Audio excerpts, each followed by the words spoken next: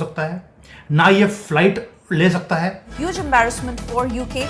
It is likely to be dismantled partially to be able to transport it in a cargo plane is what sources tell India Today. नाक कटवाने के बाद America की, UK की, ये वापस आएगा।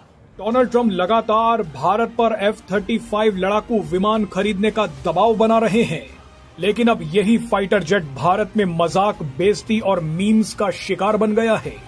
भैया अगर हाइड्रोलिक प्रॉब्लम है तो इंजन तो स्टार्ट हो सकता है, इसका इंजन ही स्टार्ट नहीं हो रहा।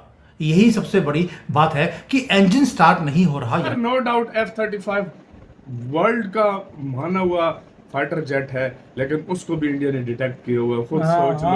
खुद सोच लो उसको भी इंडिया ने डिटेक्ट किया हुआ है। टेक्नोलॉजी तो अलग लेवल की ये तो है। जय हिंद दोस्तों, भारत ने अमेरिका की शक्तियों को कचड़े में मिला दिया है और अब पूरी दुनिया अमेरिका और ब्रिटेन जैसे देशों पर थू थू कर रही है। और ये प्लेन वो है जो ना तो अब रिपेयर हो सकता है, ना ये फ्लाइट ले सकता है, और ना ही कोई एक्सप्लेनेशन आ रही है अमेरिका की तरफ से, ना यूके की तरफ से।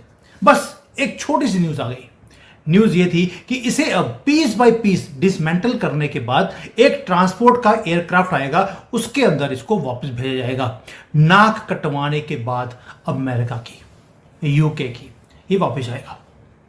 दोस्तों आप सोच के देखिए, इन्होंने पहले बोला कि भाई मैकेनिकल फेलियर हो गया। अब सोच के देखिए, मैकेनिकल फेलियर था, पार्ट खराब हो गया, पार्ट आप चेंज कर सकते थे। 20 दिन हो गए, पार्ट चेंज नहीं हो रहा, यानी कि कुछ तो बहुत बड़ा हुआ है, जिसके कारण ये वेस्टर्न पावर्स उसे एडमिट करने को तैयार नहीं है। मैं एक एग्जांपल देता हूं भी, आपकी गाड़ी के अंदर कोई छोटा सा पार्ट खराब हो गया, आप उसे टो करके ले जाएंगे या मैकेनिक को बुलाएंगे, वो आके अपना पार्ट चेंज करेगा, आप दोबारा से अपनी गाड़ी चला सकते हैं। हम बात कर रहे हैं F-35B। ये वो प्लेन है जो कि कभी भी जिंदगी में स्ट्रैंडेड नहीं हो सकता था, ये कभी भी ऐसे बीमार खड़ा नहीं हो सकता। भैया अगर हाइड्रोलिक प्रॉब्लम है तो इंजन तो स्टार्ट हो सकता है, इसका इंजन ही स्टार्ट नहीं हो रहा। यही सबसे बड़ी बात है कि इंजन स्टार्ट नहीं हो रहा, यानी कि इसके इलेक्ट्रॉनिक्स में कुछ गड़बड़ हुई है। अब इलेक्ट्रॉनिक्स में भी अगर गड़बड़ हो तो अब अमेरिका में बैठकर वो चेक कर सकते हैं कि कहां पर कौन सी तार खराब है, कौन से सॉफ्टवेयर में ग्लिच है, अब उसको वहीं से अमेरिका में बैठकर आप रिपेयर कर सकते हैं। अब खबर ये आ रही है कि अमेरिका वाले इसके अंदर एंटर ही नहीं कर पा रहे क्योंकि सारे इलेक्ट्रॉनिक्स फेल हो गए हैं। इसलिए बोल रहा हूं, क्या भारत ने जो हमारे पास EMP की जो टेक्नोलॉजी है, क्या हमने वो यूज किया इस प्लेन के ऊपर? और यूज भी ऐसे किया कि पूरे के पूरे प्लेन को, जिसको बोलते हैं कि दोबारा से ये उड़ नहीं सकता, वो हालत करी है, इसके पर हमने काट दिए।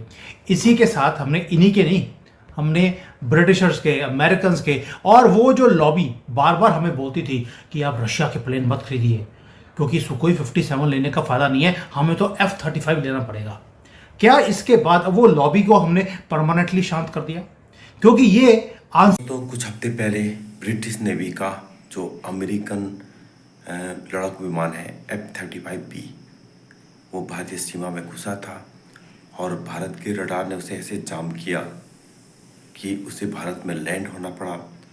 अब वही F-35B अपनी बेइज्जती कराकर और अमेरिका की बेइज्जती कराकर एक कार्गो शिप में इंग्लैंड जा रहा है।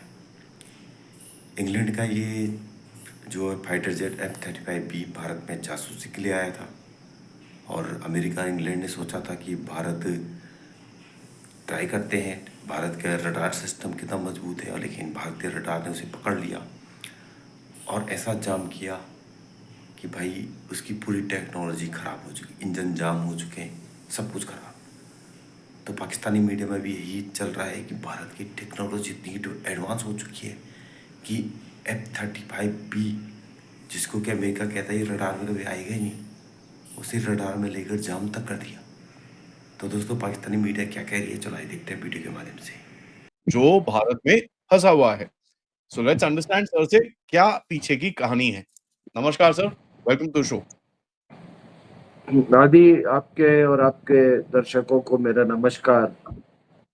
और ये जो घटना हुई है F-35 की, कई लोगों के अलग अलग इंटरप्रिटेशंस हैं। कोई कहता है कि ये इंडियन स्पेस में भारत के जो एयर डिफेंस जो नेटवर्क है उसको प्रोब करने आया था, कोई कह रहा है कि इसके एल्गोरिथम्स जो हैं वो लॉक हो गए, इत्यादि बातें। अब हो सकता है, मैं किसी को मैं कंटेस्ट नहीं करने बैठा हूं, लेकिन मेरी एक अपनी राय है, और मेरी राय से लोग कितना इत्तेफाक रखते हैं वो मैं दर्शकों के ऊपर छोड़ता हूं। लेकिन कुछ तथ्य हैं, आपको तो मालूम है मैं तथ्यों के आधार पे बात करता हूं। तो ये आप देखिए कि शुरुआत में ही कह दूं कि मेरा ये मानना है कि ये जो यूरोपियन देश है, खास करके ब्रिटेन वो उनकी एक ये चाल है अमेरिका के खिलाफ और ट्रंप के खिलाफ। और इसका जो बैकड्रॉप है ये है कि आप देखिए, अभी 23 मेंबर नाटो समिट हुआ हेग में। वहां पे ये निर्णय लिया गया कि वो अपना डिफेंस स्पेंडिंग जो है वो अब 5%, 2% से 5% बढ़ा देंगे। ठीक है सर। अब 2% से 5% जब बढ़ेगा आदि, तो इसका अमेरिकन इंडस्ट्रीज पर क्या असर होगा? More than double, no? तो नाटो मेंबर्स ने एम्फेसाइज किया कि भाई ये जब अपना जीडीपी का वो परसेंटेज डिफेंस स्पेंडिंग पे बढ़ा रहे हैं, तो वो जो इसका अपना डिफेंस प्रोडक्शन भी बढ़ाएंगे वो। तो उन्होंने कहा है कि 3.5% जो है वो तो कोर डिफेंस रिक्वायरमेंट्स के ऊपर करेंगे, और बाकी जो है 1.5 to 2% वो डिफेंस इंफ्रास्ट्रक्चर और इंडस्ट्री लेवल पर इन्वेस्टमेंट करेंगे। तो जो पहले इनका डिफेंस बजट था, that will be allocated entirely to defence production. ठीक है ना सर? अब है क्या कि मतलब डिफेंस प्रोडक्शन और डिफेंस इंफ्रास्ट्रक्चर डेवलपमेंट, तो इसका तो असर पड़ेगा। अब ट्रम्प साहब ने तो कहा कि आप रिस्पॉन्सिबिलिटी लो, आप don't become a drag on us and etcetera etcetera. तो आपको मैं बता दूं कि देखिए क्या हो रहा था कि इनका जो अमेरिकन इंपोर्ट्स के ऊपर जो था वो डिपेंडेंस कितना बढ़ रहा था। 2015 और 2019 के बीच में जो आर्म्स इंपोर्ट्स फ्रॉम यूरोप ये फ्रॉम यूएस था, नाटो कंट्रीज का था, वो 52% था। 2020 to 24 में इट वाज 2/3, और Norway, Sweden, Italy and Netherlands का sir 90%। That was the kind of debate. Germany is a very telling example. 2015 से 2019 तक 10%, और